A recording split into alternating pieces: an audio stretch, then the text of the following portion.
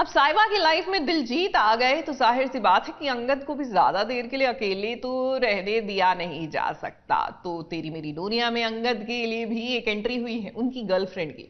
अब भैया हम तो यही प्रार्थना करते हैं ऊपर वाले से कि ये ना हो कि ये जो दो कैमियो आए हैं इनके चक्कर में मेन हीरो हीरोइन की जोड़ी बिखर जाए। आई मीन थोड़े टाइम तक इट्स नाइस एंड एंटरटेनिंग, लेकिन उसके बाद ओरिजिनल जोड़ी तो ओरिजिनल जोड़ी होती है नहीं।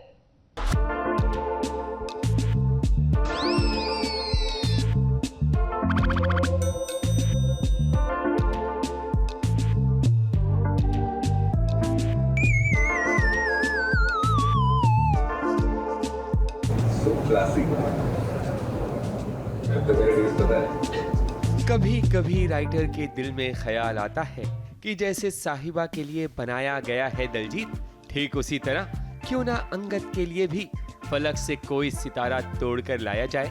वो बात अलग है, आसमान से तो सच में कोई तारा तोड़कर नहीं लाता, लेकिन अंगद की जिंदगी में कनाडा से एक लड़की आ गई है जिसका नाम है अमनप्रीत। और देखिए दोनों की मुलाकात भी क्या खूब हुई है। बचपन की दोस्त है जो बहुत सालों बाद यहाँ पर आई है, तो for the first time he is meeting them, first time as in after 14-15 years ये लोग मिल रहे हैं। तो बचपन के दोस्त हैं, वैसी फ्रेंडशिप है इनकी।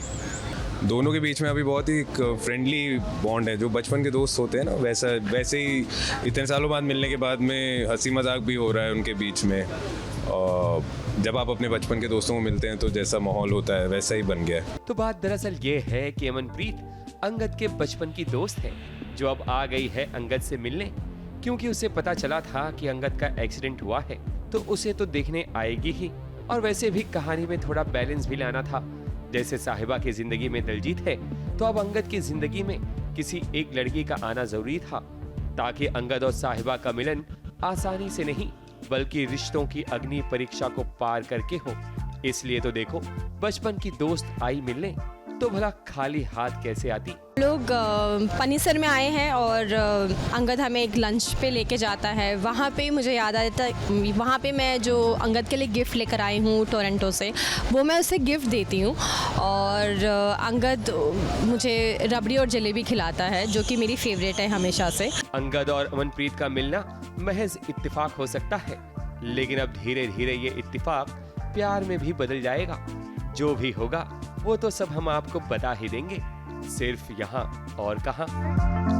मुंबई से सोनू शुक्ला के साथ एबीपी न्यूज रिपोर्ट।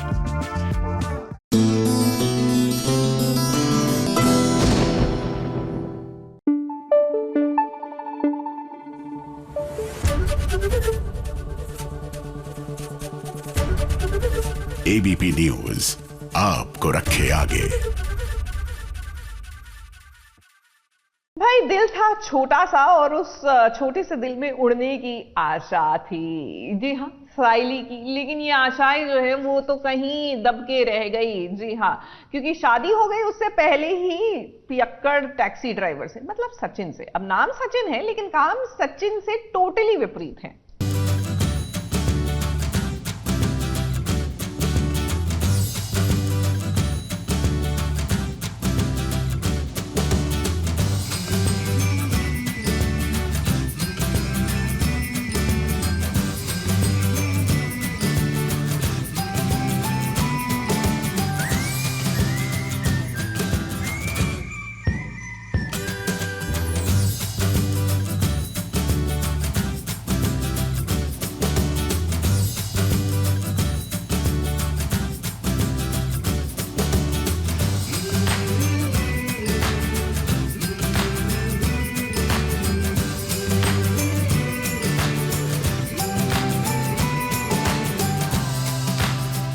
जोड़ियां तो ऊपर से बनकर आती है और इस बात का सबूत आज हमें मिला जब सैली और सचिन एक दूसरे से नफरत करने के बाद भी एक दूसरे के हो गए।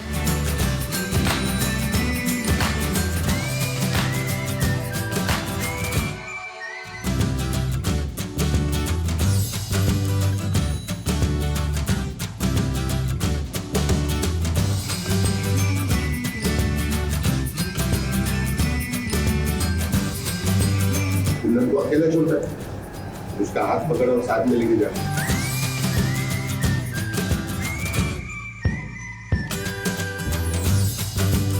फैमिली का ही सपोर्ट है, खुद का तो कोई सपोर्ट ही नहीं है। तो मेरे साथ तो बाबा ने गेम कर डाला और बाबा के चक्कर में और बाबा के लिए सचिन शादी कर रहा है।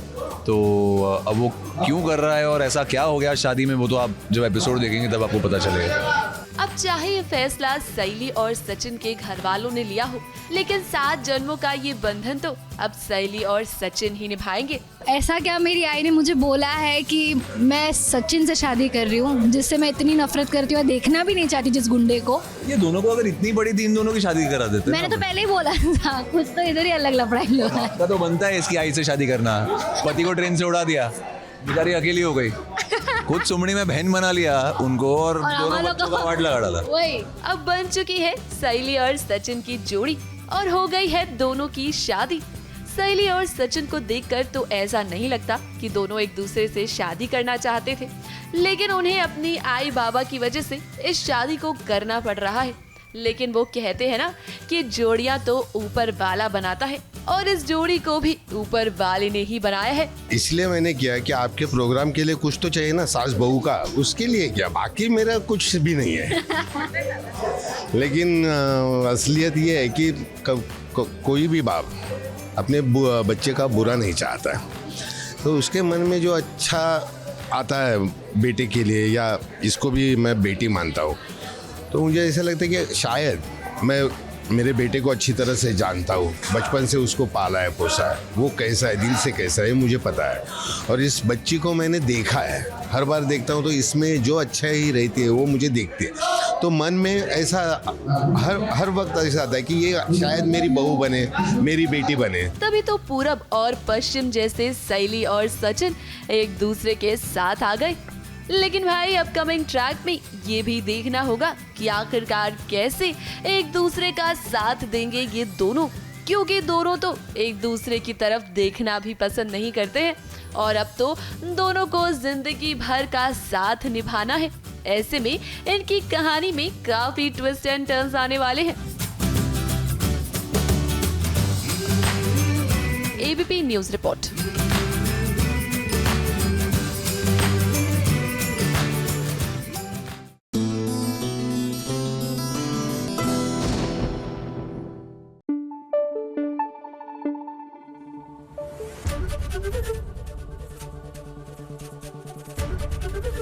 एबीपी न्यूज आपको रखे आगे। सीरियल नथ में गौरी जो है वो कर रही है इमोशनल अत्याचार, और किस पर? कृष्णा पर, क्योंकि इनकी लाइफ का एक ही एजेंडा है, किसी तरह कृष्णा जो है इनकी लाइफ से निकल जाए बस।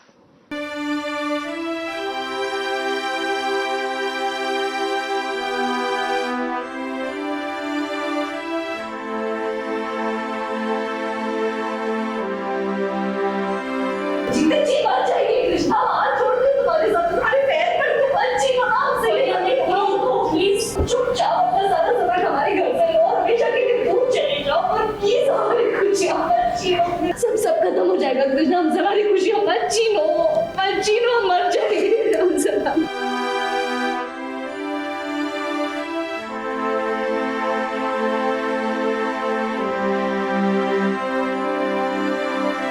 कृष्णा की कहानी अब जेल में पहुंच गई है। अब देखिए मजे की बात तो ये है कि जिसने कृष्णा को जेल में पहुंचाया है ना, वही आई है उसकी बेल भी करवाने के लिए, और ये कोई और नहीं बल्कि गौरी है, जो हमेशा अपने किसी भी काम के पीछे कोई न कोई मकसद जरूर रखती है। छुड़वाना चाह रही है उसे यहाँ से, ताकि वो यहाँ से दूर चली जाए।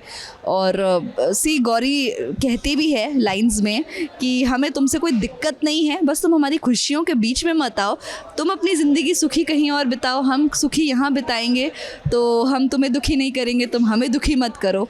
तो बस यही फंडा है गौरी का, और वो इसीलिए कृष्णा को जेल से छुड़ाती है कि हमें तुम्हें कोई तकलीफ नहीं पहुँचानी है, तुम जाओ अपनी ज़िंदगी जी लो और हमें हमारी ज़िंदगी जीने दो।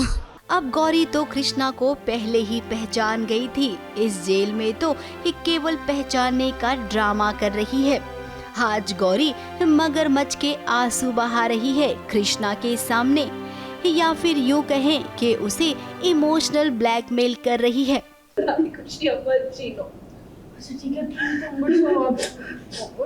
नहीं आज नहीं उठेंगे, आज ना हम तब तक नहीं उठेंगे, तुम्हारे कदमों में भीख मांगते रहेंगे अपनी खुशियों की, जब तक तुम हमें हमारी खुशियाँ दे नहीं देती। अपनी झोली फैलाकर भीख मांग रही है कि उसकी जिंदगी से एक कृष्णा हमेशा हमेशा के लिए चली जाए। अब कृष्णा अपने बहन के आंसुओं को देखकर दर्द में डूब गई है और उसने कह दिया है कि अगर तुम अपने परिवार के साथ खुश हो तो मैं जीत और अपने बेटे को छोड़कर चली जाऊंगी, ये शहर छोड़कर। अब हम चले जाएंगे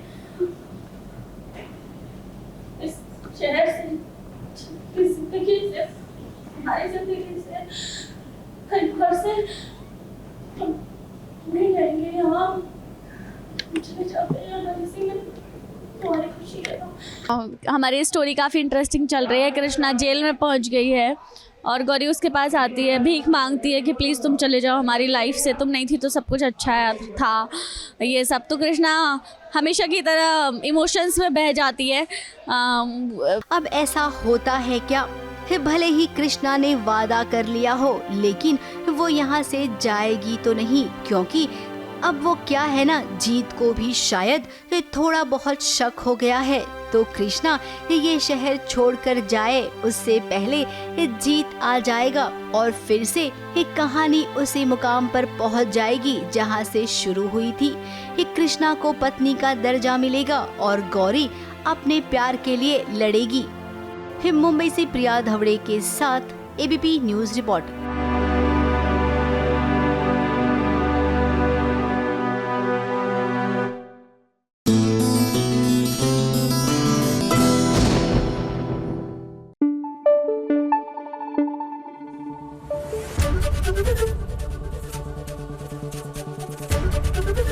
एबीपी न्यूज आपको रखे आगे। जिन हाथों से मैंने अपनी बच्ची को खाना खिलाया, उसके बाद सवारे उसे ढेर सारा प्यार दिया, आज उसी हाथ से मैंने अपनी बच्ची पर हाथ उठाया। फटाफट खबरों की रेलगाड़ी में अगला स्टेशन है सीरियल राधा मोहन। अब राधा ने गुनगुन को थप्पड़ तो मार दिया है, लेकिन उसे अपने किए पर पछतावा हो रहा है और इसका गुस्सा वो मोहन पर भी निकाल रही है। राधा मोहन के सामने है, लेकिन वो उसे पहचान नहीं पा रहा, पर राधा तो ये जानती है कि ये मोहन ही है। अब भाई हम तो बस ये राज खुलने का इंतजार ही कर रहे हैं।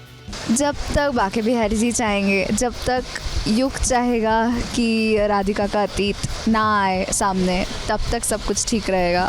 जिस दिन अतीत आ गया तो तबाही मच जाएगी।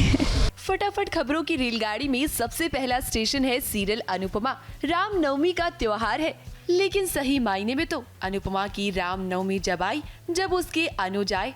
अब ये दोनों कितनी भी कोशिश कर ले, लेकिन अपने प्यार को छुपा नहीं पाते हैं। अब राम जी ही रामनवमी पर इन दोनों का मिलन कराएंगे, क्योंकि दोनों एक दूसरे को तकलीफ में नहीं देख पाते हैं। तभी तो जब पाखी को बचाने के चक्कर में अनुज को चोट लग गई तो अनुपमा परेशान हो गई और उसके इस प्यार को श्रुति और आध्या ने भी देख लिया। फिलहाल किस्मत तो काफी बेरहम है कि इन दोनों को मिलने नहीं दे रही है। मैम, कॉप्स आ रही है। This way please. या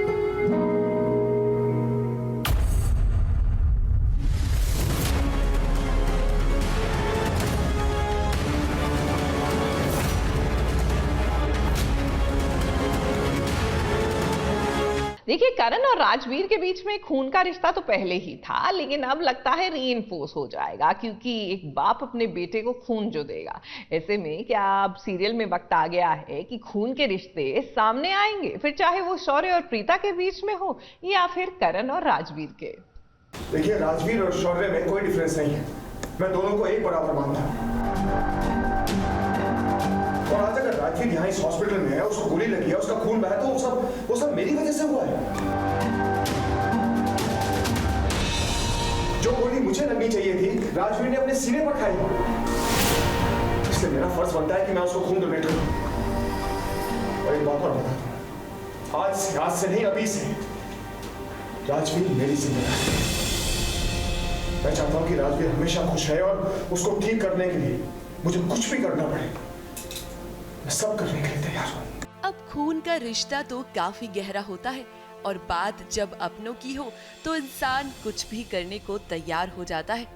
हालांकि ये रिश्ता अभी तक सबकी नजरों से छुपा हुआ है, लेकिन आज तो ये साफ साफ नजर आ रहा है। यहाँ राजवीर और शौर्य के रिश्ते को ही देख लीजिए। अब शौर्य को ये पता तो नहीं है कि राजवीर उसका भाई है, लेकिन आज जब वो मौत और जिंदगी की लड़ाई लड़ रहा है तो देखिए शौर्य किस तरीके से उसका साथ दे रहा है, उसके लिए परेशान हो रहा है। प्रीता करण तो राजवीर को लेकर काफी परेशान है क्योंकि उसकी कंडीशन काफी क्रिटिकल है और ऐसी कंडीशन में तो अपना खून ही साथ देता है।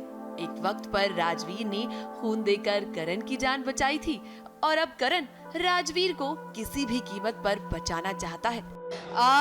डॉक्टर ने कहा कि राजवीर का खून बहुत ज़्यादा बह गया है और उसे खून की ज़रूरत है, तो अचानक से प्रीता कहती है कि करण राजवीर को खून दे देगा, इन दोनों का ब्लड ग्रुप सेम है। तो मैं बहुत ज़्यादा कंफ्यूज हो गई कि कहीं प्रीता को सब कुछ याद तो नहीं आ गया है। बट फिर प्रीता ने आगे कहा कि जब करण को गोली लगी थी तब उसने देखा था, सब समझा था, इसलिए उसे ये सब पता है, तो मुझे थोड़ा रिलैक्स मिला। बट उसके बाद जब करण बोले जा रहा था कि उसको राजवीर के लिए कुछ भी करना है, और जैसे कि सारे घर वाले सब लोग राजवीर बेटा, राजवीर हमारा नाता पोता, पता नहीं क्या क्या बोले जा रहे हैं। तो ये सब देख के मुझे बहुत ज़्यादा गुस्सा आ रहा है। जो जगह शौर्य की होनी चाहिए वो जगह राजवीर की है। सब लोग राजवीर कर रहे हैं, शौर्य को तो सब भूल ही गए, शौर्य को कोई पूछ ही नहीं रहा। तो कल को कहीं ऐसा ना हो जाए कि इस प्यार के साथ साथ जो शौर्य के बाकी के हक है वो भी राजवीर लेके जाए। तो इसके लिए मुझे कुछ करना होगा। अब मैं तो बस प्रीता और राजवीर को इस फैमिली से दूर रखना चाहती हूँ, अपने घर से दूर रखना चाहती हूँ, ताकि मेरा जो हक है वो मुझे मिले और जो शौर्य का हक है वो शौर्य को मिले। इस मुश्किल घड़ी में कहीं न कहीं प्रीता का परिवार एक होता हुआ नजर आ रहा है, क्योंकि आज तो शौर्य भी प्रीता के लिए परेशान हो गया जब किसी ने उसे चोट पहुंचाने की कोशिश की। अगर इन्हें कुछ हो जाता ना, तेरे केस का नक्शा बिगाड़ देता मैं। पहले धमकी देना बंद करो आप। अरे रास्ते के बीच में कोई ऐसा सड़क पार करता है क्या? हाँ, अरे अच्छा हुआ इन्हें ब्रेक मारा टाइम पे। ओ साहब, अभी तक नहीं लगाने का, हाथ नहीं लगाने का बिल्कुल। मुझे धक्का मारेगा। अरे गलती तुम लोग।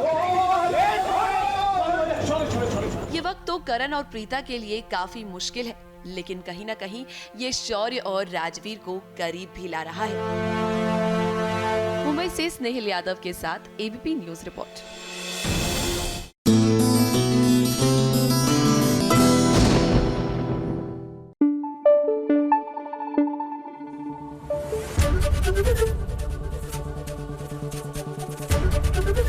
एबीपी न्यूज आपको रखे आगे। फटाफट खबरों की रेलगाड़ी में अगला स्टेशन है सीरियल मंगल लक्ष्मी। अब गायत्री मौसी कार्तिक की शादी करवा रही हैं और वो भी एक मॉडर्न लड़की से। अब भाई ये सब देखकर तो आदित्य के होश ही उड़ गए हैं। तभी तो वो पहुंच गया अपनी माँ के पास।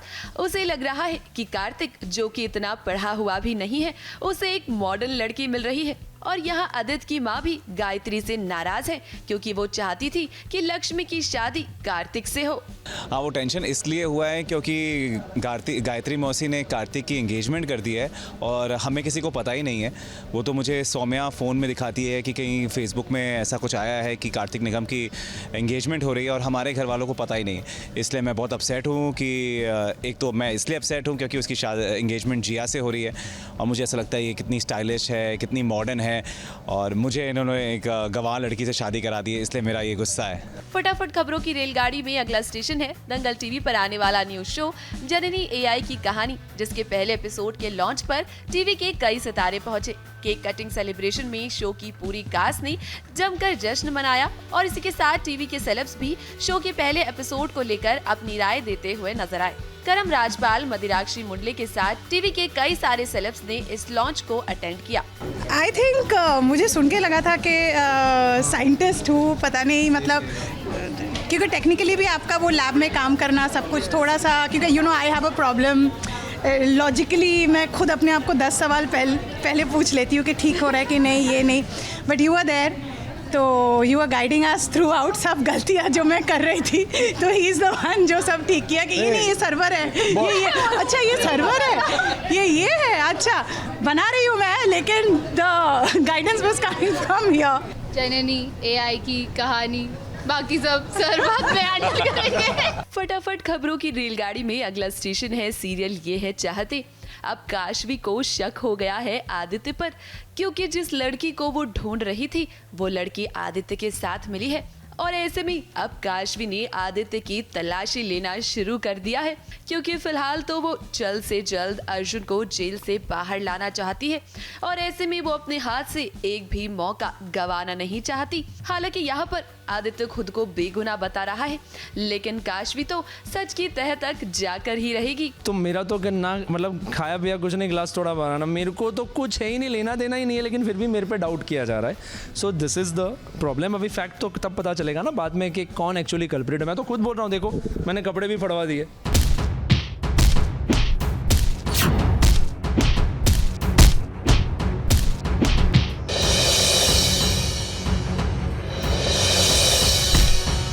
सुभान अल्लाह, वाह, एक और, प्लीज एक और फाइट। ओह आई नो ये अच्छी बात नहीं है, लेकिन क्या है ये दिल मांगे मोर सुभान, इसलिए प्लीज एक आखिरी बार जरा फरहान की जमकर धुलाई कर दो।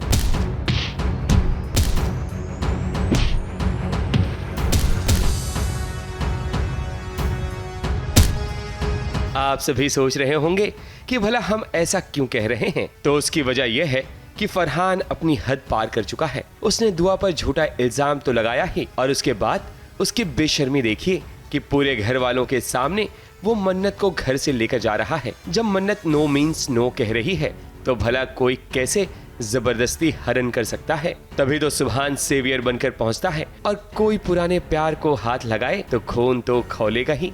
चलो मेरे साथ, चलो। इसने काम ही ऐसा किया है, क्या करूं मैं। प्यार का यही होता है, सिलसिला प्यार का यही होता है। सच्चे प्यार करने वालों को आखिर में यही चीजें देखने को मिलती हैं। कभी प्यार कभी मार।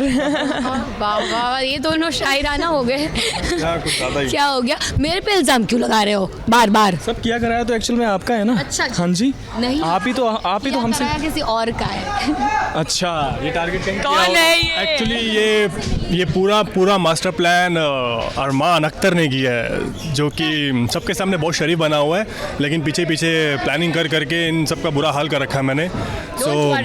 आ रही हूँ मैं तुम्हें सबक सिखाने। अब क्या है, इस घर में हर कोई एक्शन दिखाता है, कभी फरहान, कभी दुआ, तो कभी मन्नत। तो आज बारी है सुभान की। सुभान ने फरहान की जमकर धुलाई की, ऐसी धुलाई कि अब वो किसी के साथ जबरदस्ती नहीं करेगा। लेकिन इन सब के पीछे मास्टरमाइंड है अरमान अख्तर, जो खुद मन्नत को अपना बनाना चाहता है। जो मेरे लिए भी प्यार है मन्नत के लिए, वो बिल्कुल प्योर है। सो मैं भी चाहूंगा उसको पाना, जैसे सब लोग कुछ ना कुछ कहीं ना कहीं लगे हुए हैं उनको पाने के लिए। प्योर सारे हर तरफ मन्नत के आशिक है। आशिक नंबर 1 मैं हूँ पर। सबसे बड़ी तो यही है। खैर, अभी के लिए तो सुभान ने सिचुएशन को संभाल लिया है, वरना बात और भी बिगड़ जाती। वैसे मन्नत के सामने अगर किसी ने इबादत पर झूठा इल्जाम लगाया तो वो उसे नहीं छोड़ेगी। इल्जाम का मैंने क्या रिएक्शन दिया देखा ना आपने। इब्बू मेरा गुरूर है। मेरी इब्बू पर इल्जाम लगाएगा तो यही होगा, फिर गलत निशाना लगाया उसने। सब एक्शन करते हैं शो के अंदर, ये हमीदा नानी, कोई नहीं छोड़ा हमने, सब एक्शन करते हैं हम। अब फरहान कैसे पलटकर वार करता है वो देखने वाली बात होगी, लेकिन घर का भेदी लंका ढाता है, इसलिए दुआ अब उसकी तलाश में लग जाएगी, जिसके इशारे पर ये खेल रचा गया है। मुंबई से प्रिया धावड़े के साथ एबीपी न्यूज रिपोर्ट।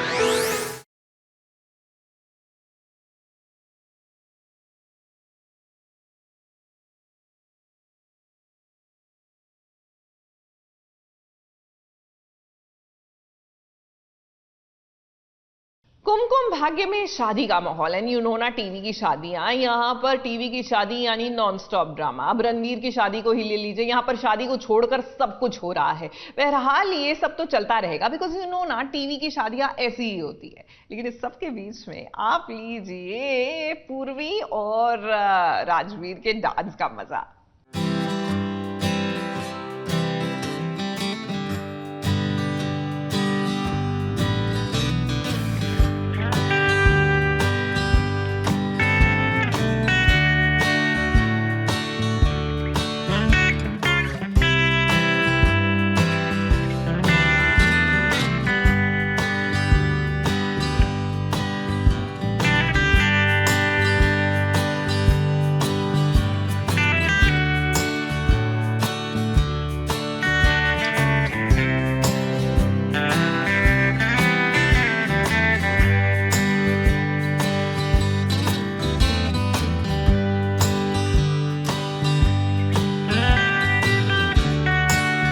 नफरत की दीवार जब गिरती है तब जाकर धीरे धीरे मोहब्बत की राह बनती है।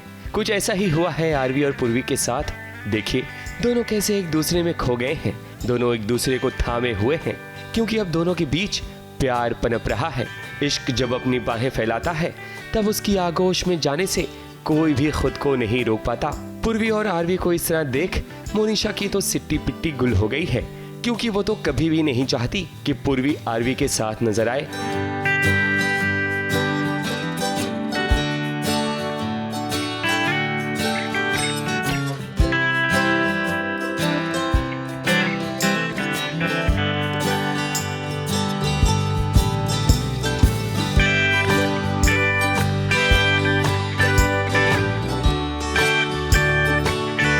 लेकिन देखने वाली बात यह है कि आरवी ने डांस की शुरुआत किसी और लड़की के साथ की। ना तो वो मोनिशा है और ना ही पूर्वी, तो भला ये है कौन?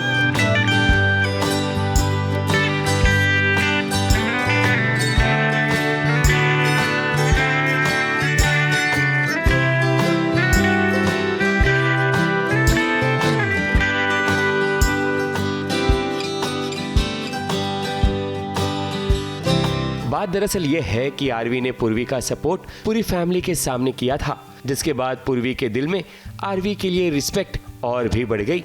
लेकिन पूर्वी को क्या पता कि आरवी बहुत सारी चीजें क्लियर नहीं करना चाहता। आरवी ऐसा कुछ नहीं कर रहा है जिससे पूर्वी को लगे कि उसका सपोर्ट हो रहा है। वो एक चीज़ उसने की ताकि उसकी फैमिली का नाम खराब ना हो। वो अपनी फैमिली के लिए कर रहा था कि वो जो सीसीटीवी फुटेज उसने निकाला था, जिससे पता चला कि खाने में वो जहर किसने मिलाया था, जहर नहीं मतलब पेट खराब करने की दवाई किसने मिलाई थी, वो उसने इसलिए किया क्योंकि उसकी फैमिली में भी बात आ गई थी। बट अनजाने में वो पूर्वी के लिए हो गया एंड पूर्वी को लगा कि इसने मुझ पे एहसान किया है, तो वो इस चीज़ को क्लियर भी नहीं कर रहा। हर चीज़ गलत समझ लेती है वो। वैसे इस पूरे दृश्य में मोनिशा को देखना चाहिए जो जल भुनकर खाक हुए जा रही है, लेकिन मोनिशा को पता है कि आरवी उसे अकेला नहीं छोड़ेगा, क्योंकि मोनिशा का जादू आरवी पर कुछ ज्यादा ही है अभी के लिए। मोनिशा है, बनेगी, रहेगी। पूर्वी तो बस अभी बीच में आ गई है कहीं ना कहीं। आई मीन एटलीस्ट मोनिशा ये बिलीव तो करना चाहती है, बाकी पता नहीं आरवी के दिमाग में क्या चल रहा है। आपने जो बोला आरवी शरीफ है, मुझे नहीं लगता आरवी शरीफ मोनिशा, पूर्वी और खुशी बहुत सारी, अभी आगे भी पता नहीं कितनी लड़कियां उसकी लाइफ में आने वाली है और वो यही चाहता है। चीज़ें फेंकती रहूंगी, पैर पटकते, अब क्या करूं जब ये तंग इतना कर रहा है। देखो आप सब देख रहे हैं ना कितना करीब जा रहा है पूर्वी, क्यों किसी भी लड़की को पसंद नहीं आएगा। है तो मोनिशा का, हरकतें तो गलत है आरवी की, मोनिशा का बनता है ऐसे बिहेव करना। किसी भी लड़की को पसंद नहीं आएगा अगर उसका होने वाला पति किसी और के पास जाए, तो सुधर जाओ आरवी, सुधर जाओ। वैसे यहाँ पूर्वी और आरवी दोनों केके को लेकर परेशान हैं कि आखिर वो कहाँ चले गए। खैर अभी तो आरवी डिटेक्टिव वाले जोन में चला गया है, क्योंकि पूर्वी को बचाने के बाद अब लगता है उसके पापा केके यानी कि रणबीर की तलाश करेगा।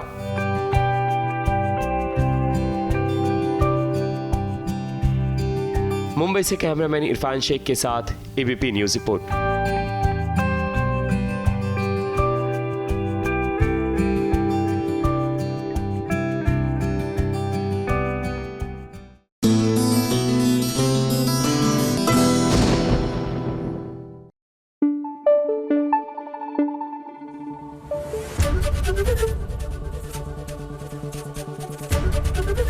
एबीपी न्यूज आपको रखे आगे।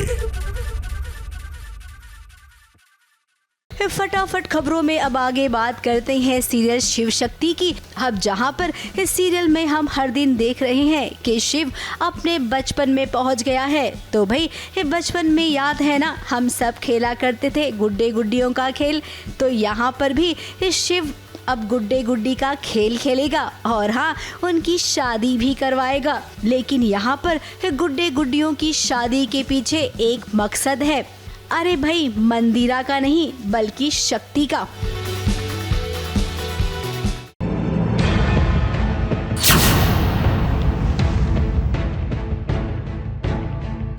किसने बनाई है भवानी के हाथ में मेहंदी? अब ऐसे कोई करता है? ऐसे कोई हाथ पे लिखा जाता है क्या? बेशरम, तलाकशुदा?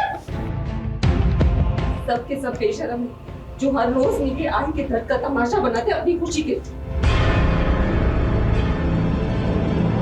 कभी कभी लोग बेशर्मी की हद इतना पार कर देते हैं कि वो खुद भूल जाते हैं कि वो भी इंसान है। मान मर्यादा और इंसानियत तो जैसे इनके लिए मर जाती है, तभी तो इन्हें ख्याल तक नहीं रहता कि आखिर किसी का मजाक एक हद तक उड़ाना चाहिए। जैसे कि आज अमृता की मां भवानी के साथ हो रहा है। मेहंदी की रस्म में बबीता ने मेहंदी वाली को ज्यादा पैसे देकर उसके हाथ पर देखो क्या लिखवा दिया है, बेशरम तलाकशुदा। अब क्या ऐसे कोई करता है? ऐसे कोई हाथ पे लिखा जाता है क्या? बेशरम तलाकशुदा? सब लोगों को तुम्हारी सच्चाई पता है। इसका मुंह तो बंद नहीं कर सकते ना। जब लड़की की शादी होती है तो शादीशुदा कहलाती है, और तुम तलाकशुदा जो तुम हो, फिर कितना बुरा लग रहा है तुम? भवानी चिटनिस डिवोर्सी है, तलाकशुदा है, तो मेहंदी वाले को ब्राइब करके पैसे ज़्यादा देकर निम्मी ने ये आइडिया निकाला कि वो, और मतलब मेरा आइडिया और निम्मी का आइडिया कि मेहंदी वाली भवानी के हाथ पे तलाकशुदा लिखेगी तो ऑटोमेटिकली वो काफ़ी देर तक रहेगा उसके हाथ में, तो एम्बैरेस हो जाएगी। महफिल में लोग भवानी का इतना मजाक उड़ाते हैं कि बेचारी रोना शुरू कर देती है, लेकिन तब अमृता ईंट का जवाब पत्थर से देती है। वो उन लोगों को ज्ञान बांट रही है जिन्हें इंसानियत से कोई लेना देना नहीं होता। और एक इंसान बेशरम है जो हर रोज मिठाई के दर्द का तमाशा बनाता। आप लोगों को याद रखना चाहिए कि जिसकी मेहंदी पे आए हैं ना, वो खुद तलाकशुदा है। लेकिन इन सभी चीजों को विराट भी गौर से देख रहा होता है। तब विराट भी अमृता और भवानी का साथ देता है। ये देख तो बबीता हैरान हो जाती है कि भला उसका बेटा इतना कैसे बदल गया। So let me tell all of you कि भवानी चिटनिस को यहाँ पे मैं लेके आया as my date, और उन्हें पूरा हक है अपनी खुशी सेलिब्रेट करने का, एंजॉय करने का, जैसे आप सबको है। भवानी हटी पूरे रिश्ते से बाहर, मुझे तो उनकी खुशी मनानी चाहिए। इनफैक्ट यू नो मॉम, मुझे भी यही करना चाहिए था कुछ साल पहले जब मेरा डिवोर्स हुआ। वो खुशी मनाता, लाइफ एंजॉय करता, तो शायद जब वो विराट उनकी साइड ले लेता है, तो as usual Babita Ahuja hurt हो जाती है कि यार ये बेटा कैसा है कि हमारी साइड नहीं लेता है, चिटनिस परिवार की पूरा टाइम साइड लेता रहता है। विराट के अंदर ये बात जरूर है कि वो हमेशा सही का साथ देता है, चाहे उसके लिए उसे अपनी फैमिली के खिलाफ ही जाना पड़े। आज भी उसी के कारण भवानी और अमृता को राहत मिलती है, क्योंकि विराट जानता है कि इस सिचुएशन को कैसे संभालना है। मुंबई से स्नेहिल यादव के साथ एबीपी न्यूज रिपोर्ट।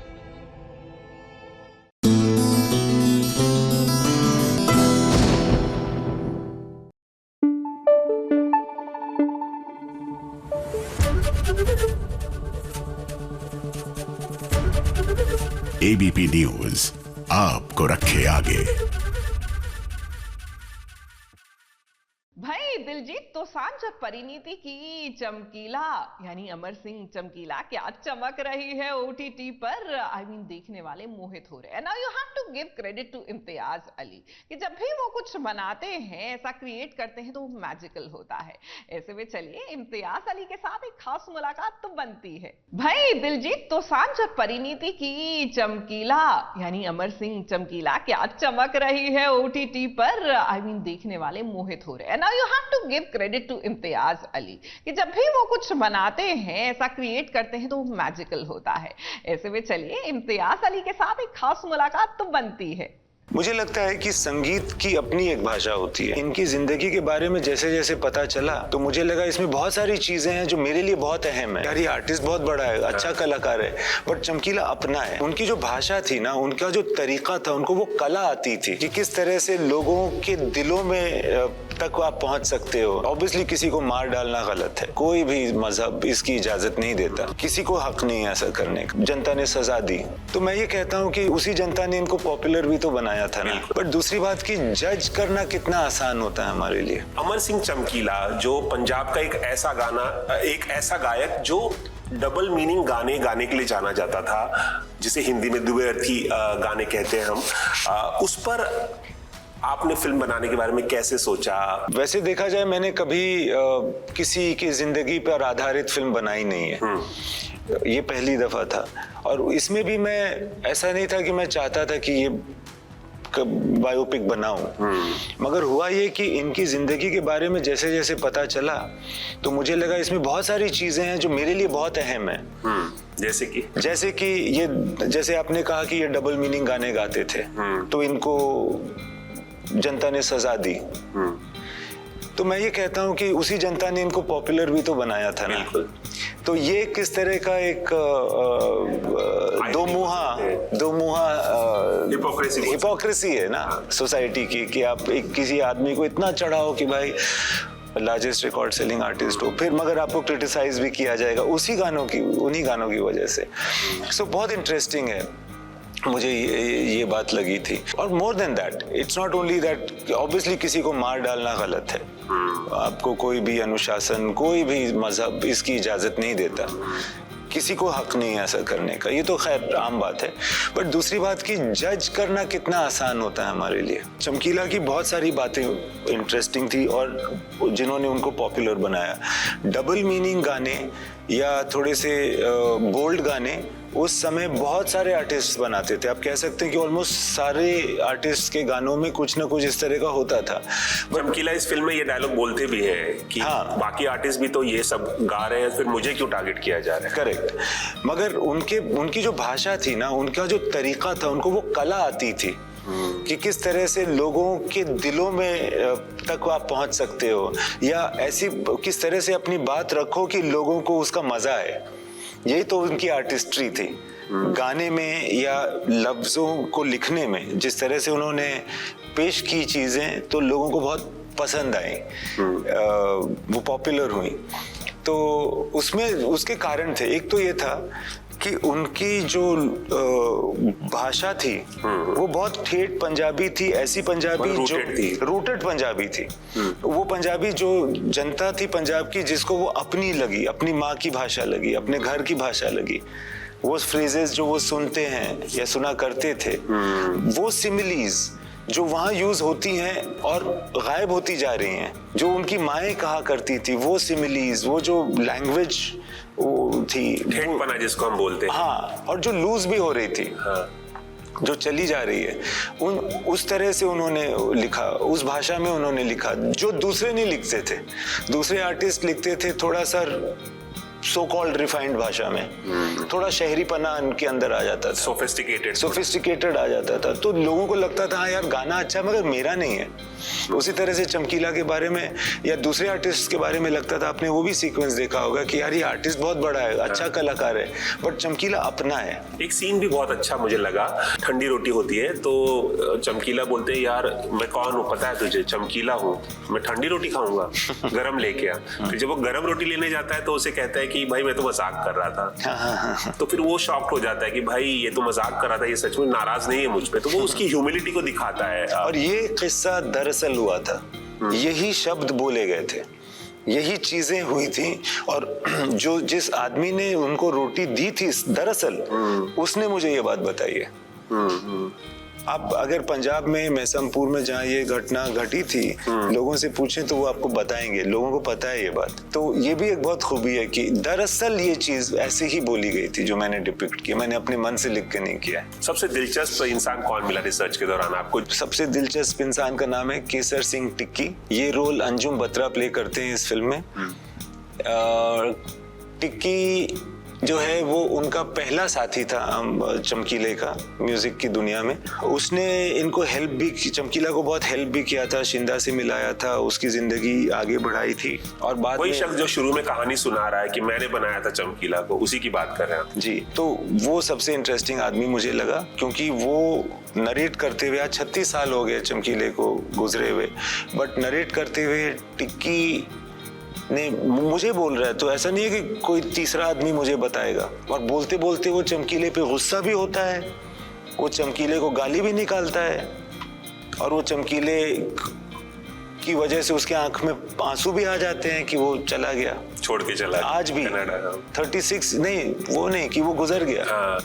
और फिर वो ये भी कहता है कि मेरी बद्दुआ से मरा है चमकीला, और उसकी आंखों में आंसू भी आ जाता है बोलते हुए। तो वो बड़ा एक इंटरेस्टिंग कैरेक्टर है।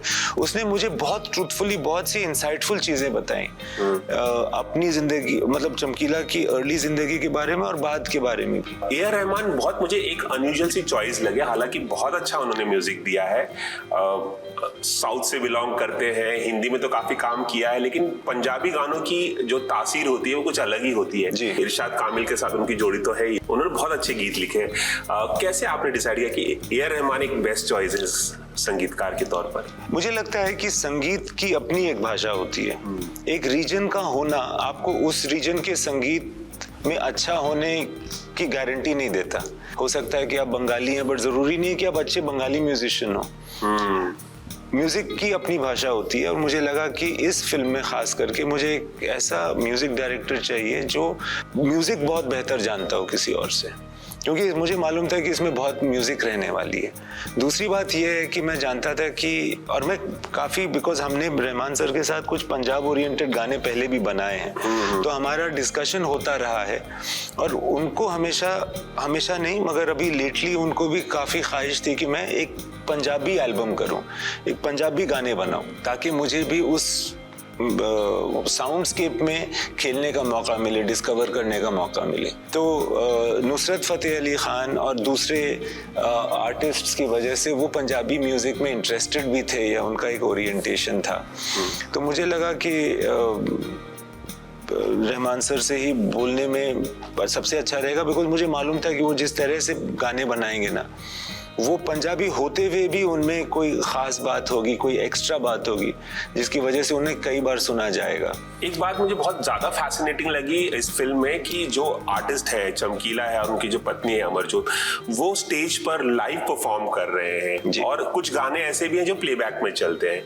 ये एक अलग, अपने तरह का एक अलग यूनिक आइडिया है। मुझे तो याद नहीं है कि लास्ट कब हिंदी फिल्मों में हमने लाइव सिंगिंग को इस्तेमाल किया है, मगर इस फिल्म में हमने किया। उसके लिए रिसर्च किया, थोड़ा टेक्निकल जो उसके एस्पेक्ट्स होते हैं रिकॉर्डिंग और माइकिंग वाले, वो सब सॉल्व किए। मगर सबसे बड़ी उपलब्धि हमारे पास थी दिलजीत, जो लाइव गा सकते थे, और जो उन्होंने गाया है वहाँ पे, जो हम देख रहे हैं कि वो गा रहे हैं किसी अखाड़े में, वही वाला साउंड आप फिल्म में फाइनली सुनते हैं।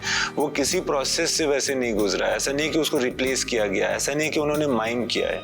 जिस तरह से अभी हम बात कर रहे हैं इस इंटरव्यू में, और जब जो जनता देख रही है वो हमारा अभी का रिकॉर्ड किया हुआ साउंड देख रही है, उसी तरह से उनकी लाइव गायकी ही लोग पिक्चर में देखेंगे। बहुत बहुत शुक्रिया। Thank you so much. Ravi Jain, ABP news, Mumbai.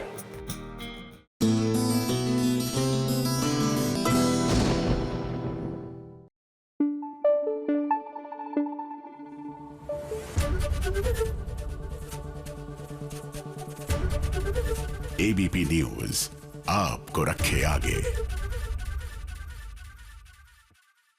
फटाफट खबरों की रेलगाड़ी में अगला स्टेशन है पंड्या स्टोर। सच तो सबके सामने आ ही जाता है, और सीरियल की बहू तो अच्छों का पर्दाफाश कर ही देती है। तभी तो आज नताशा ने सबके सामने अंबा की पोल खोल दी, और अंबा ने खुद ही ये कबूल कर लिया कि कॉन्ट्रैक्ट उसी ने बनवाया था।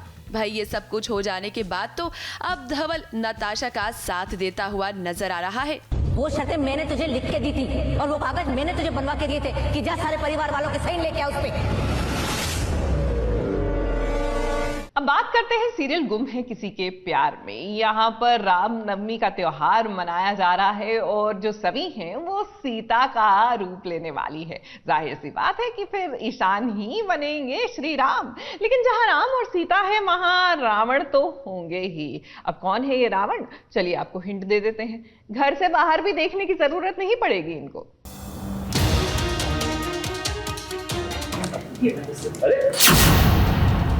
क्या कर रही है? सबसे पहले अपने लाडले को खिलाती थी, भूल गई? याद है?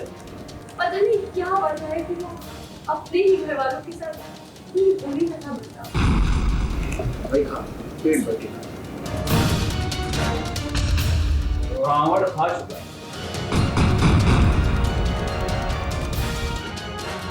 इस सभी की मुसीबत बढ़ने वाली है इस रामनवमी पर। अब देखिए वो घर की बहू है तो उसने एक कुछ अच्छा करने की ही सोची थी। अब सोचा तो सभी ने अच्छा ही था, एक माँ को उसका बेटा मिल जाएगा, एक पत्नी को उसका पति। लेकिन ऐसा कुछ हो इससे पहले ये ड्रामा भरपूर हुआ।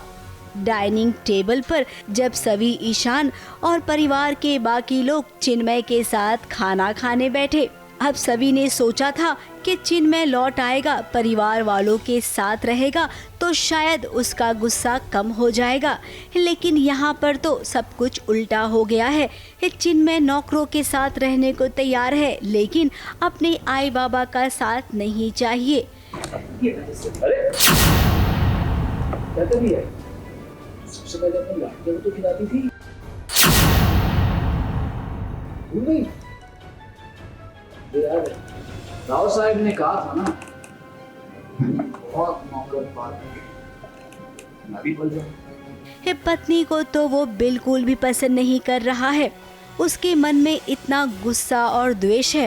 एक्चुअली शिखा बहुत परेशान है, बहुत ज़्यादा परेशान है। इतने टाइम से वेट कर रही है वो कि आएंगे, चिन्मय आएंगे, सारी चीज़ें ठीक हो जाएंगी। अब आ गए तो देख ही लिया आपने क्या हाल है उनका। सो बहुत बैंड बजी पड़ी है शिखा की। अब सभी इस बात का भी पता लगाना चाहती है कि चिन्मय का ऐसा व्यवहार आखिर हुआ क्यों है। चिन्मय का गुस्सा क्यों है इतना, वही फिगर आउट करना चाहती है सभी, और वही जानना चाहती है। इसीलिए हर किसी से पूछ भी रही है, लेकिन कोई उसे बता नहीं रहा है। ऑब्वियसली कोई रीज़न होगा, तभी वो इतने बदतमीज़ी से बिहेव कर रहे हैं अक्का साहब और राव साहब के साथ। तो वही जानना चाहती है। और अभी आगे प्ले भी होगा। प्ले के लिए राम सीता से रिलेटेड जितनी भी चीज़ें हैं मैं इलेबरेट करती हूँ और सबको बताती हूँ, क्योंकि अनवी प्ले लिख रही होती है। तो हाँ, अब क्या इलेबरेट किया उसके लिए अब देखिए गुम है किसी के प्यार में। अब रामनवमी पर राम जन्मोत्सव की तैयारी होगी, जहां पर राम और सीता भी आएंगे। तो जाहिर सी बात है, जहां पर राम और सीता होंगे वहां पर रावण भी तो आएगा। तो कहीं इस रामलीला में चिन्मय ही तो नहीं बनेगा रावण, ऐसा हम गेस कर रहे हैं। मुंबई से सोनू शुक्ला के साथ एबीपी न्यूज़ रिपोर्ट।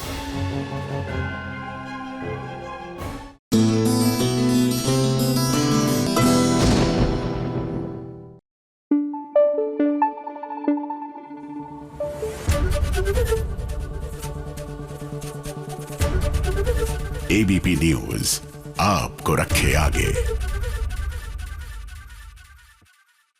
अब बात करते हैं बालम थानेदार की। मानना पड़ेगा हमारी ये जो अंडर एज बहू है इसने तो बड़ी समझदारी दिखाई। मतलब सासू माँ को कैसे टैकल करना है इनको तो पहले से ही पता है।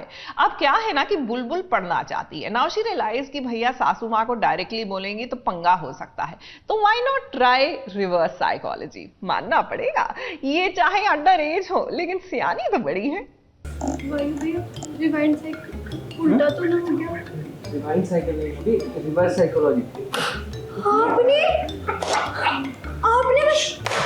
हमारा प्यार कैसी रही? बहुत बढ़िया।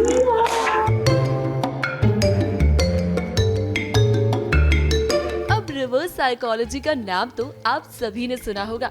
जब आप किसी चीज को शिद्दत से चाहो मगर आप ऐसा दिखाओ कि वो चीज आपके लिए मायने ही नहीं रखती, तब उस चीज के मिलने के चांसेस भी काफी ज्यादा हो जाते हैं। अब बुलबुल ने कुछ ऐसा ही फंसाया है अपनी सासू माँ सुलोचना को। ये जो खुश होने का नाटक कर रही हो ना, ये बंद करो। 2 दिन नहीं टिकोगी तुम कॉलेज में। वो काफ़ी एक्साइटेड है पढ़ने के लिए। वो थानेदार साहब को बताना चाहती है कि अगर आप मुझ पे भरोसा करते हो तो मैं भी पढ़ूंगी। लेकिन वही मासा इस बात को नहीं मान रही है, क्योंकि मासा को कहीं ना कहीं लग रहा है ये मेरे बेटे का ब्रेन वॉश कर रही है और मेरे बेटे को अपने तरफ कर रही है। बुलबुल ऐसा करती है कि बुलबुल प्लान करती है, वो रिवर्स साइकोलॉजी हम जो कहते हैं वो करती है कि अरे मुझे तो कॉलेज जाना ही नहीं था, अच्छा है मासा ने मना कर दिया।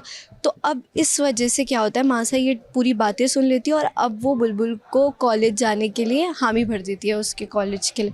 ये तो हम सभी जानते हैं कि बुलबुल पढ़ाई करना चाहती है, कॉलेज जाना चाहती है, लेकिन बुलबुल ये अच्छे से जानती है कि सुलोचना बुलबुल को पढ़ने नहीं देगी, क्योंकि कहीं ना कहीं सुलोचना के मन में डर है कि बुलबुल वीर को अपने इशारों पर नचाना चाहती है और उससे वो अपनी सारी बातें भी मनवा लेगी। अब भाई सास तो सास होती है, लेकिन बुलबुल ने इस बार अपना तिगड़म दिमाग लगा ही लिया और सासू माँ को अपने जाल में फंसा लिया। उसने सासू माँ के सामने ऐसा दिखाया कि उसे तो कॉलेज जाने में कोई इंटरेस्ट ही नहीं है। अब फिर क्या हो गया, बुलबुल का प्लान सक्सेसफुल।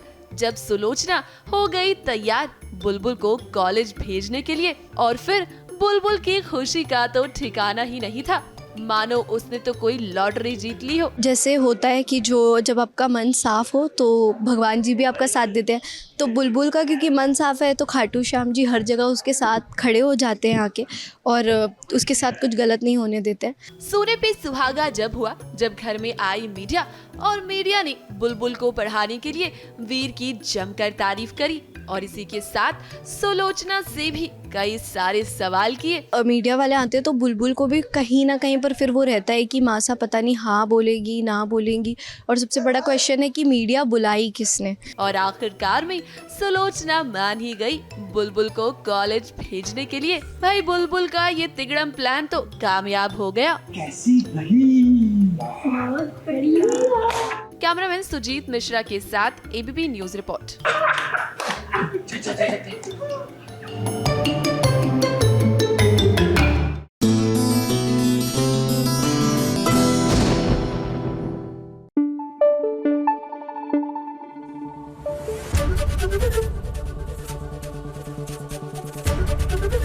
एबीपी न्यूज आपको रखे आगे।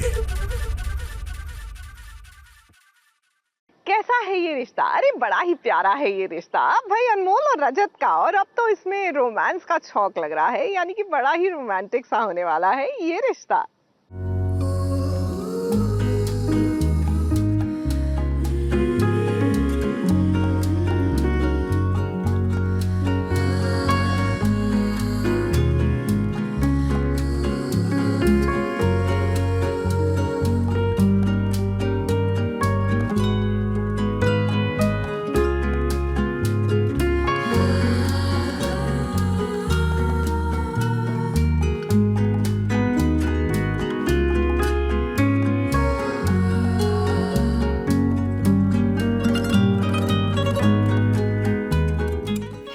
जल्द अनमोल और रजत की शादी होने वाली है। अब ये शादी बहुत ही प्यारा बंधन होता है। इस बंधन में दो प्यार करने वाले हमेशा बंधना चाहते हैं, और वैसे भी अब अनमोल और रजत की जिंदगी में खुशियों ने दस्तक दे दी है। अब शादी से पहले इन्हें मिलना नहीं है, अलग अलग रहना है। रानी माँ ने कुछ ऐसा फरमान जारी किया है, लेकिन रजत तो रजत है। जब उसने अनमोल को देखा तो उससे मिन्नतें करने लगा कि आओ ना, चलो साथ में बैठकर खाना खाते हैं। मुझे और रजत जी को एक साथ नहीं रहना है, साथ साथ नहीं रहना है जब तक मेरा कन्यादान नहीं हो जाता। बट बिगड़े नवाब एज यूजुअल बिगड़े हुए हैं, तो वो सुने नहीं और फिर मेरे पीछे पीछे आ गए। और क्योंकि अब सब कुछ सही हो चुका है, so he wants to spend as much as time he can spend with me. अब प्यार करने वाले पंछी तो केवल समय बिताना चाहते हैं एक दूजे के साथ, तो यहाँ पर अनमोल और रजत भी फुर्सत के पलों में अपने प्यार का जतन कर रहे हैं। देखिए कितने प्यार से एक दूसरे को खाना खिला रहे हैं और प्यार में खो रहे हैं।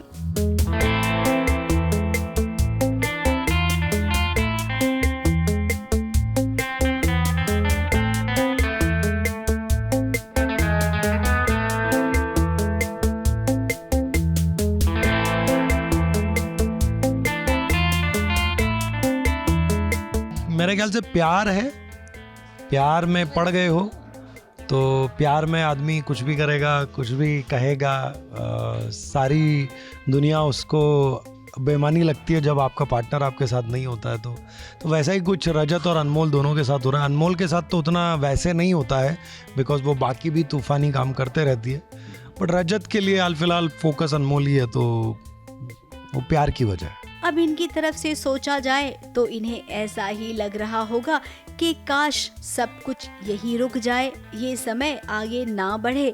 लेकिन अब इनके सोचने के हिसाब से तो कुछ हो नहीं सकता है ना। जब तक कन्यादान ना हो तब तक इन्हें मिलना नहीं था, लेकिन ये मिल गए हैं तो कहीं ऐसा तो नहीं है कि कोई अपशगुन हो। और वैसे भी मृदुला की बात करें तो वो इन दोनों की जिंदगी में ही ग्रहण है। कहीं न कहीं कोई न कोई प्लान तो वो बना ही रही होगी। तो रजत और अनमोल आप दोनों ना प्लीज उससे बच कर रहना। मुंबई से प्रिया धवड़े के साथ एबीपी न्यूज रिपोर्ट।